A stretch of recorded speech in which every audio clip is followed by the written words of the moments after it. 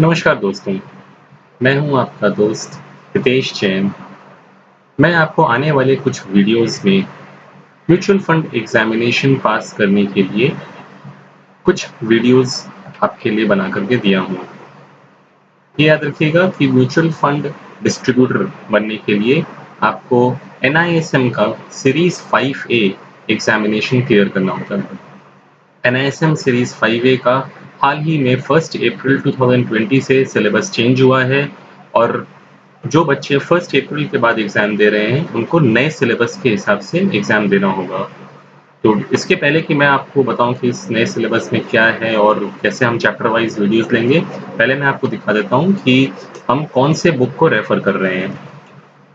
सो ये आप देख सक रहे हो कि ये एनआईएसएम 5A का नया वर्कबुक है एंड इसकी रिलीज़ डेट आप देख पा रहे हो कि ये दिसंबर 2019 की रिलीज़ डेट है। इसी बुक पे बेस करके हमने अपने वीडियोज़ बनाए हैं। तो चलिए दोस्तों, हम चलते हैं चैप्टर 1 इन्वेस्टमेंट लैंडस्केप की ओर। तो पहले चैप्टर में हमें इन्वेस्टमेंट लैंडस्केप के बारे में समझाया गया है। इस चैप्टर में हम पढ़ने जा रहे हैं कि इन्वेस्टर को निवेश करने से पहले अपने गोल्स के बारे में जानना ज़रूरी है। सेविंग्स और इन्वेस्टमेंट के बीच का फ़र्क जानना, किन एसेट क्लासेस में इन्वेस्टमेंट किया जा सकता है वो समझना, अलग-अलग एसेट क्लासेस के अलग-अलग रिस्क, उनको मेजर करने के तरीके और अलग-अलग तरह की इन्वेस्टमेंट स्ट्रैटेजीज बनाना, ये चैप्टर हमें समझाता है। एक इन्वेस्टर इन्वेस्टमेंट करते वक्त क्या मिस्टेक्स करते हैं, क्या बिहेवियरल बायसेस होते हैं, ये इस चैप्टर में बताया गया है। इन्वेस्टमेंट कराने से पहले एक म्यूचुअल फंड डिस्ट्रीब्यूटर को एक कस्टमर की रिस्क प्रोफाइलिंग करनी ज़रूरी है और उसके रिस्क एपेटाइट के अनुसार उसका एसेट एलोकेशन करना बहुत ज़रूरी है। अंत में इन्वेस्टर डिसाइड करता है कि वो इन्वेस्टमेंट खुद से कर सके या किसी एक्सपर्ट म्यूचुअल फंड एडवाइज़र की राय ले। किसी भी इन्वेस्टर से मिलते वक्त पहले हम उनसे डिस्कस करते हैं कि हमें म्यूचुअल फंड में इन्वेस्टमेंट करना चाहिए या फिक्स्ड डिपॉजिट्स में या रियल एस्टेट में। ये किताब हमें समझाती है या ये चैप्टर हमें बताता है कि किसी से भी कोई भी इन्वेस्टमेंट डिसीजन डिस्कस करने से पहले हमें उसके गोल के बारे में जानना बहुत ज़रूरी है। गोल विभिन्न प्रकार के हो सकते हैं।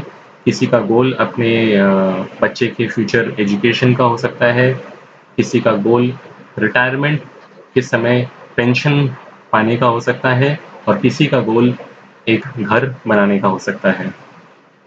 लाइफ में गोल्स बहुत सारे होते हैं।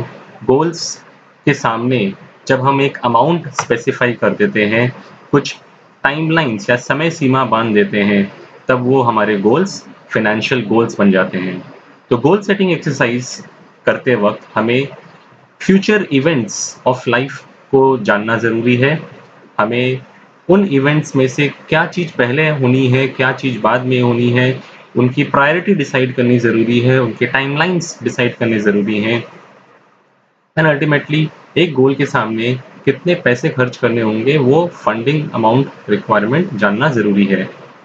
सो किसी भी गोल के सामने जब भी हम कोई अमाउंट या कॉस्ट स्पेसिफाई करते हैं, तो हमें इन्फ्लेशन यानी कि महँगाई को कंसिडर करना बहुत ज़रूरी है। जैसा कि आप जानते हैं कि आज के दिन आपके सपने का घर बनाने का कॉस्ट हो सकता है कि ₹100 हो, लेकिन वही 10 साल बाद आप जब वो घर बनाने जाओगे तो आप देखोगे कि वो 100 नहीं ₹150 हो गए।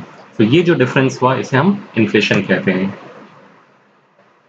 हमें बताया गया है कि अपने गोल्स को हम समय के अनुसार इन 4 भागों में बाँट सकते हैं, जो कि हमारे इमीडिएट गोल्स हैं, नियर टर्म गोल्स हैं, मीडियम टर्म गोल्स हैं और एक लॉन्ग टर्म गोल्स हैं। सिमिलरली अपने गोल्स को हम जो हमारी बहुत ही ज़रूरत नीड्स हैं, उसको क्रिटिकली इम्पोर्टेंट गोल्स बोल सकते हैं। जो हमारा सपना है कि हमें ये चीज़ अचीव करना है, उन्हें हम ड्रीम्स कहते हैं और कुछ ऐसे गोल्स होते हैं कि अगर ऐसा लाइफ में हो, तो अच्छा है। सो एक किसी कस्टमर या इन्वेस्टर के साथ एक गोल सेटिंग एक्सरसाइज करते वक़्त हमें उनके सारे गोल्स को इस मैट्रिक्स में डालने की कोशिश करनी चाहिए। ये मैट्रिक्स उसी प्रकार सिमिलर है जो कि आपने स्टीफन कोवे की एक बहुत ही चर्चित बेस्ट सेलर किताब में आपने पढ़ा होगा, the 7 habits of highly effective people. इस किताब में स्टीफन कोवे ने समझाया कि हमें टाइम मैनेजमेंट करना बहुत ज़रूरी है और हमें अपने गोल्स को इम्पोर्टेंट और नॉन इम्पोर्टेंट कैटेगरी में डालना and urgent and non urgent category में डालना ज़रूरी है। प्रॉब्लम होते हैं अनसक्सेसफुल लोगों के साथ में कि वह अपना सारा समय क्वाड्रेंट 1 यानी कि इम्पोर्टेंट एंड अर्जेंट गोल्स के पीछे ही लगा देते हैं।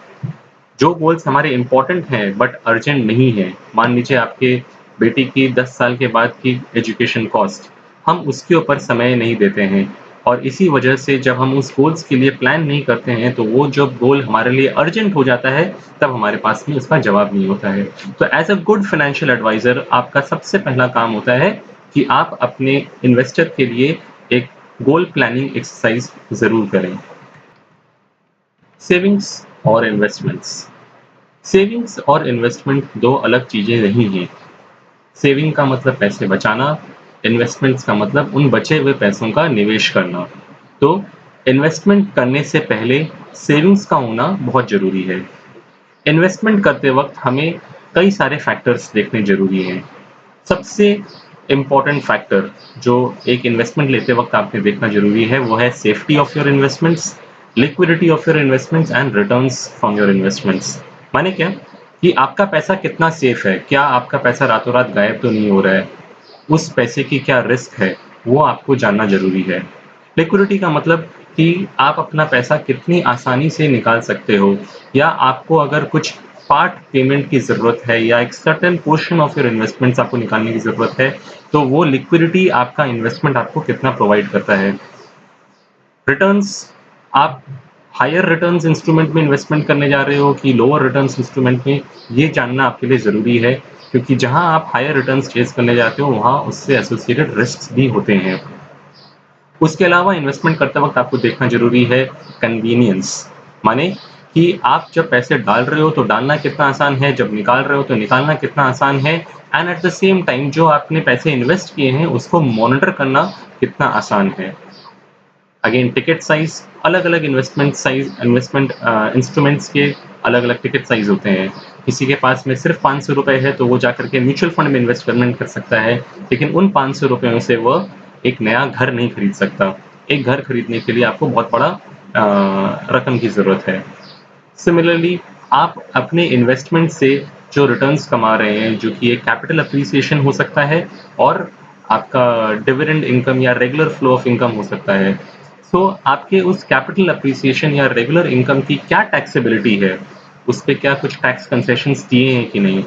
And at the same time आपने अगर वो इन्वेस्टमेंट किया, तो गवर्नमेंट उस पे किसी तरह का कुछ टैक्स डिडक्शंस दे रहा है कि नहीं?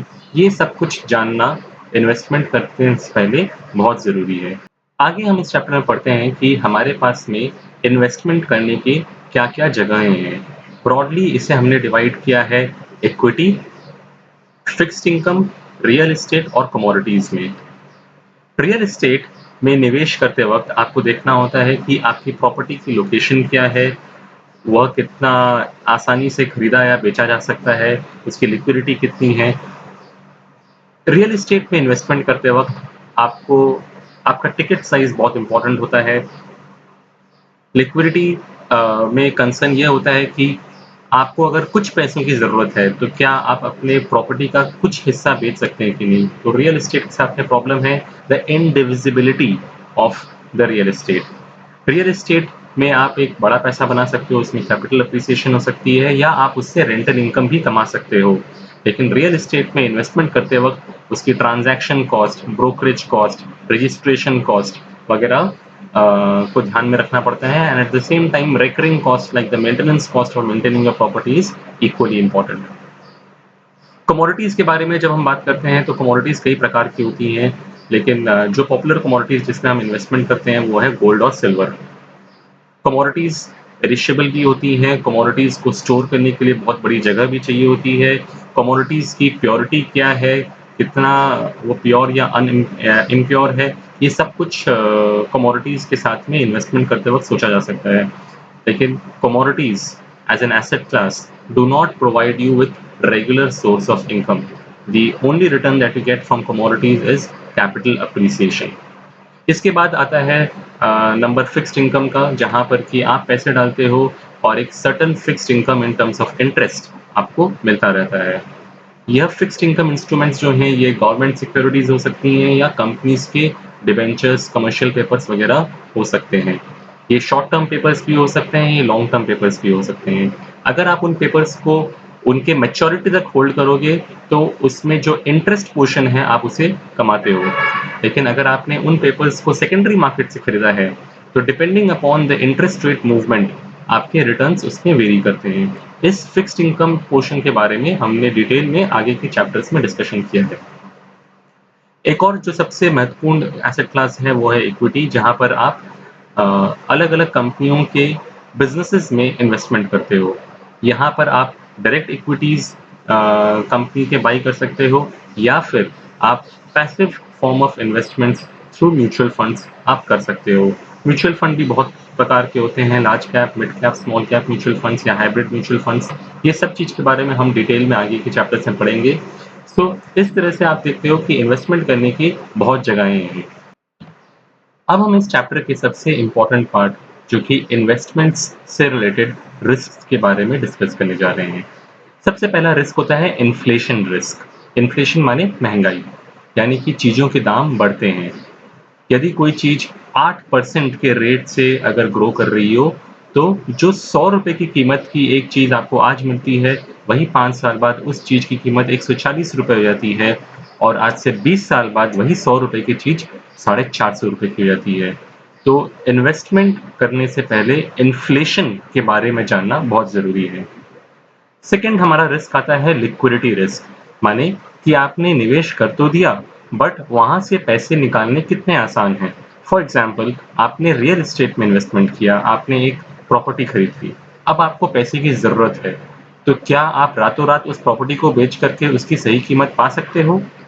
यदि हाँ, तो उसमें लिक्विडिटी रिस्क नहीं है, और यदि आप उसे इतनी आसानी से नहीं बेच पाते हो, तो वहां पर लिक्विडिटी रिस्क इन्वॉल्व है। तीसरा है क्रेडिट रिस्क, और क्रेडिट रिस्क ज़्यादातर डेट इंस्ट्रूमेंट्स में होता है। क्रेडिट रिस्क माने द रिस्क ऑफ डिफ़ॉल्ट, यानी कि आपने जिस व्यक्ति को या जिस ऑर्गेनाइजेशन को, जिस इंस्टीट्यूशन को पैसे दिए, वह ऑर्गेनाइजेशन यदि बैंकरप्ट हो गई और उस ऑर्गेनाइजेशन ने आपको टाइम से इंटरेस्ट या प्रिंसिपल रीपेमेंट नहीं किया, तब आप लोग इंटरेस्ट रिस्क, क्रेडिट रिस्क आप फेस करते हो। उसके बाद का रिस्क है मार्केट रिस्क। मार्केट रिस्क माने कि वह रिस्क जो पूरे इकोनॉमी को इम्पैक्ट करता है, जैसे कि जीएसटी। फॉर एग्जांपल, गवर्नमेंट ने किसी एक particular certain segment of commodities के अंदर में जीएसटी रेट बढ़ा दिया, तो उससे हर कंपनी जो उस पर्टिकुलर इंडस्ट्री से बिलोंग करती है, उन सबके लिए वो एक रिस्क है, जिसे हम मार्केट रिस्क कहते हैं। Price risk is a risk which is specific to a particular company, माने कि किसी मैनेजमेंट के चेंजेस की वजह से यदि उस कंपनी के परफॉर्मेंस में अगर कोई इम्पैक्ट आता है, तो वह प्रॉब्लम सिर्फ और सिर्फ उस कंपनी की है, ना कि उस पूरे इंडस्ट्री की या पूरे कंट्री की। तो price risk is a risk which is specific to a particular company. Last risk that we talking about is an interest rate risk. जब इंटरेस्ट रेट बढ़ता या घटता है, तो बॉन्ड की प्राइसेस अकॉर्डिंगली इन्वर्सली घटती या बढ़ती हैं। यदि मार्केट में गवर्नमेंट सिक्योरिटीज के यील्ड्स या इंटरेस्ट रेट अगर बढ़ते हैं, तो गवर्नमेंट सिक्योरिटीज के प्राइसेस फॉल करते हैं। सो जो व्यक्ति डेट इंस्ट्रूमेंट्स में सेकेंडरी मार्केट के थ्रू इन्वेस्टमेंट करते हैं, उनके लिए एक और बहुत ही महत्वपूर्ण रिस्क है, वह है इंटरेस्ट रेट रिस्क। हमने रिस्क के बारे में अभी जाना, अब हमें जानना है कि हम उस रिस्क को मैनेज कैसे कर सकते हैं और अपनी इन्वेस्टमेंट स्ट्रैटेजीज कैसे बना सकते हैं। सबसे आसान तरीका है रिस्क मैनेज करने का कि आप उस रिस्क को अवॉइड करिए। यदि क्लाइंट का रिस्क एपेटाइट इतना कम है कि वह इक्विटी रिस्क नहीं ले सकता है, तब वह इक्विटी इंस्ट्रूमेंट्स में नहीं इन्वेस्ट करे। दूसरा तरीका होता है कि आप सर्टेन पोजीशंस इस तरह से लें कि आप एक सर्टेन इवेंट या डेवलपमेंट के वक्त ही आप सिर्फ उस पर्टिकुलर एसेट क्लास में इन्वेस्टेड रहें। यदि आपको लगता है कि आरबीआई की तरफ से रेट कट होने वाला है और आपको इंटरेस्ट रेट मूवमेंट की वजह से फ़ायदा होने वाला है, तो आप सिर्फ और सिर्फ उसी समय आप डेट इंस्ट्रूमेंट्स में इन्वेस्ट करें। तीसरा तरीका होता है डाइवर्सिफ़ाई करने का, और यह सबसे अच्छा और वह तरीका है जो म्यूचुअल फंड्स में सबसे अच्छा बेनिफिट करता है। डाइवर्सिफिकेशन आपके प्राइस रिस्क को एलिमिनेट करता है, जो हमने डिस्कस किया पिछले स्लाइड में कि price risk is a risk specific to a particular company. तो यदि आपने आईटी सेक्टर में इन्वेस्ट करना है, तो आपके पास में इन्फोसिस भी एक शेयर है, टीसीएस भी एक शेयर है, या विप्रो भी एक शेयर है। अभी इन्फोसिस के मैनेजमेंट के चेंज की वजह से इन्फोसिस के प्राइसेस में मूवमेंट हो सकता है, बट यदि आप आईटी सेक्टर के अलग-अलग कंपनीज़ में इन्वेस्ट करें या all together IT, cement, infra, real estate वगैरह अलग-अलग सेक्टर्स में इन्वेस्टमेंट करें, तो एक पर्टिकुलर इन्फोसिस के मैनेजमेंट चेंज की वजह से होने वाली प्राइस मूवमेंट को आप नेगेट कर पाएँगे by investing in other companies of other industries. Risk को मैनेज करने से पहले रिस्क को मेजर करना बहुत ज़रूरी है। डेट इंस्ट्रूमेंट्स के अंदर में रिस्क को मेजर करते हैं through credit ratings and through credit spreads. Similarly risk को मेजर करते हैं उनके प्राइस के वॉलेटिलिटी के अनुसार ही, जिसके लिए स्टैटिस्टिक्स में बहुत सारे मेजर्स बताए गए हैं जैसे कि standard deviation, beta, modified duration. इन चीज़ों के बारे में हम डिटेल में आने वाले चैप्टर्स में पढ़ेंगे। डिसीजन मेकिंग करते वक्त एक इन्वेस्टर बहुत सारे बिहेवियरल बायसेस से गुजरता है एक पर्टिकुलर इंस्ट्रूमेंट में इन्वेस्टमेंट करने से पहले। सो ये बायसेस कुछ 7 प्रकार के बायसेस हैं जो इस किताब में बताया गया है। पहला है अवेलेबिलिटी ह्यूरिस्टिक, माने कि कुछ लोग सर्टेन चीज़ों के बारे में एक धारणा बना लेते हैं और जैसे ही उनके बारे में उस पर्टिकुलर इंस्ट्रूमेंट के बारे में कहा जाता है, वह उससे रिलेटेड कुछ इंप्रेशंस बना लेते हैं। इसे कहते हैं अवेलेबिलिटी ह्यूरिस्टिक। कन्फर्मेशन बायस का मतलब होता है कि आपका एक सर्टेन सोचने का तरीका है और आप अपने ही सोच को साबित करने के लिए आप उसी के अराउंड सिर्फ डेटा ढूंढते हो। यदि आपको लगता है कि मार्केट यहाँ से बहुत ऊपर जाएगा, तो आप सिर्फ और सिर्फ वही डेटा देखते हो जहाँ से आपको लगता है कि हाँ मार्केट ऊपर जाने वाला है, और वह सारा डेटा जो आपको बता रहा है कि मार्केट शायद नेगेटिव हो सकता है, आप उसे इग्नोर करते हो। इसे हम कहते हैं confirmation bias. Familiarity bias. Familiarity bias का मतलब कि as an investor you prefer to go for unknown devil rather than an unknown angel.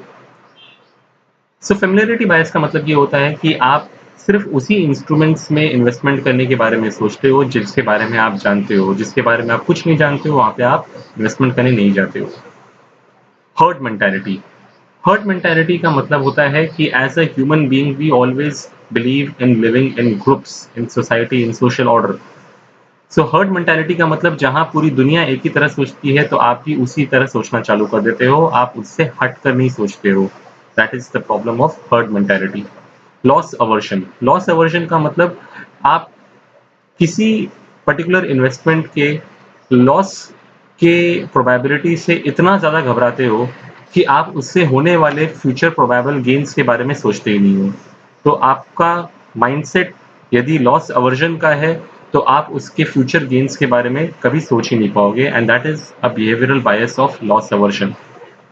Over confidence, जो कि हम सब जानते हैं कि आप अपने पर्टिकुलर डिसीजन मेकिंग को लेकर के इतना ज़्यादा कॉन्फिडेंट हो कि आपको लगता है कि आप गलती कर ही नहीं सकते हो, और फिर आप अकॉर्डिंगली इन्वेस्टमेंट्स उसी हिसाब से करते हो, and that is another behavioural bias called overconfidence. Recency bias. Recency bias का मतलब ये होता है कि आप जस्ट कुछ दिन पहले या कुछ महीनों पहले हुए हुए अपने एक्सपीरियंस के हिसाब से ही आप इन्वेस्टमेंट डिसीजंस लेते हो। यदि पिछले कुछ दिनों में या कुछ महीनों में मार्केट बहुत ऊपर रहा हो और बहुत तेजी से ऊपर गया हो, तो आप उस रीसेंसी बायस की वजह से आप सिर्फ बुलिश हो जाते हो, एंड वाइस वर्सा। सो ये रीसेंसी बायस भी आपके इन्वेस्टमेंट डिसीजन मेकिंग्स के अंदर में प्रॉब्लम्स क्रिएट करता है। Risk profiling. किसी इन्वेस्टर का रिस्क एपेटाइट जानने के लिए आपको उसका रिस्क प्रोफाइलिंग करना ज़रूरी है। रिस्क प्रोफाइलिंग के ज़रिए आप उस कस्टमर का रिस्क लेने की क्षमता को समझते हो। The need to take risk, कि उसे रिस्क क्यों लेना है, उसकी कितनी एबिलिटी है रिस्क लेने की, और वह कितना विलिंग है, कितना वह समझता है रिस्क को। यह सब कुछ हम रिस्क प्रोफाइलिंग के ज़रिए करते हैं। रिस्क लेने की ज़रूरत तब पड़ती है जब आपको अपने गोल्स पर पहुंचने के लिए ज़्यादा रिटर्न्स की ज़रूरत है। The ability to take risk refers to the financial ability and the investment horizon, whereas the willingness is linked to the psychological capability. माने कि कस्टमर रिस्क समझता है कि नहीं और वह उस रिस्क को हैंडल कर पाएगा कि नहीं। रिस्क आते वक्त क्या उसका ब्लड प्रेशर बढ़ जाएगा और क्या वह अपने इन्वेस्टमेंट्स को क्विट कर देगा। यह सब कुछ जानने के बाद में ही हमें उस कस्टमर को कोई भी इन्वेस्टमेंट्स के ज़रिए बताने चाहिए। आने वाली 2 स्लाइड्स आपके एग्ज़ाम के ज़रिए से बहुत इम्पोर्टेंट है, वो है एसेट एलोकेशन। एसेट एलोकेशन 2 प्रकार से किया जाता है, एक होता है स्ट्रेटेजिक एसेट एलोकेशन और एक होता है टैक्टिकल एसेट एलोकेशन। दोनों में क्या फ़र्क है? स्ट्रेटेजिक एसेट एलोकेशन एक एसेट एलोकेशन करना एक लॉन्ग टर्म गोल को ध्यान में रखते हुए। हमने डिसाइड किया कि आपको एक सर्टेन गोल पहुँचना है, उसके लिए आपको एक सर्टेन तरीके से इन्वेस्टमेंट करना है। यह यह एसेट एलोकेशन जो हमने आपके लिए डिसाइड किया, जो कि एक लॉन्ग टर्म एसेट एलोकेशन है, उसे हम स्ट्रेटेजिक एसेट एलोकेशन कहते हैं और जिसे हम बहुत बार चेंज नहीं करते हैं। टैक्टिकल एसेट एलोकेशन या इसे हम डायनामिक एसेट एलोकेशन भी कहते हैं। यह वह एसेट एलोकेशन है जहाँ पर आप मार्केट के अपॉर्च्युनिटीज़ के अनुसार आप रातों-रात अपने इन्वेस्टमेंट डिसीजंस चेंज करते हो।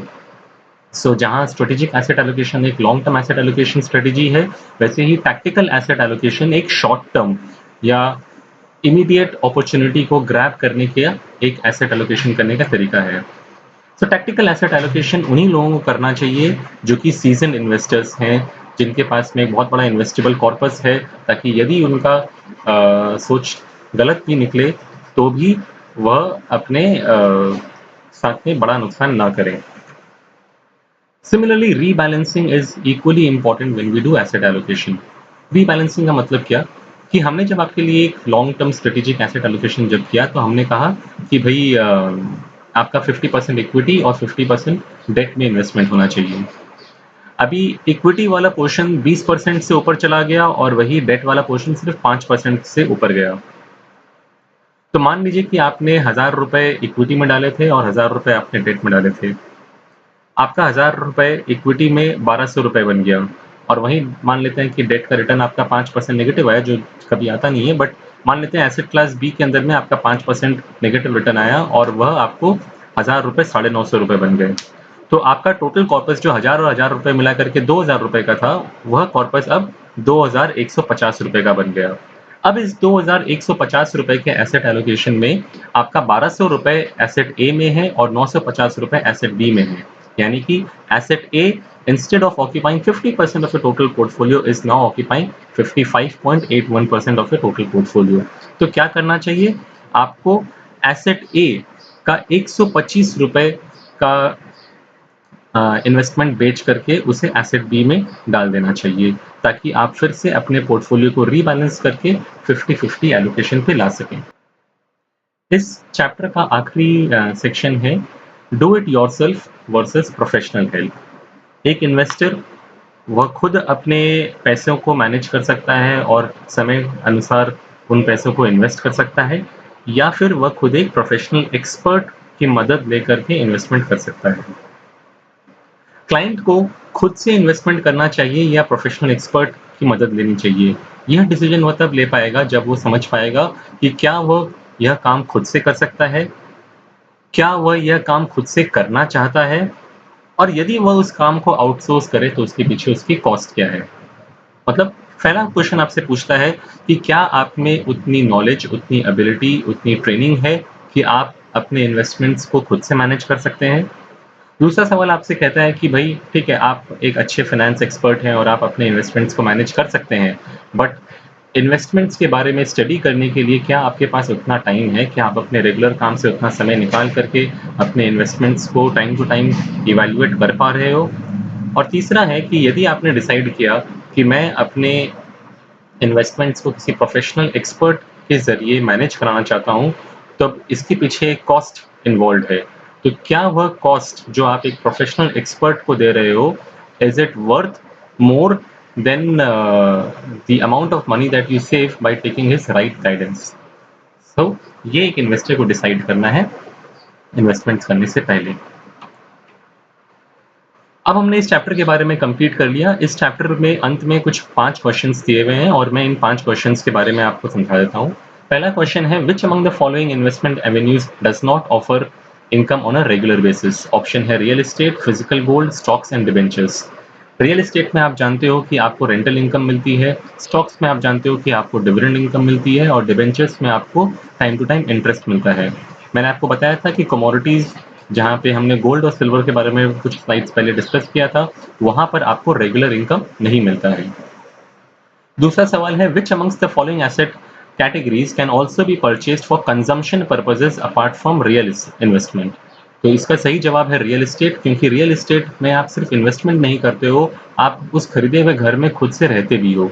इसका मतलब कि आपने इन्वेस्टमेंट भी किया और आप उसे कंज्यूम भी साथ ही कर रहे हो।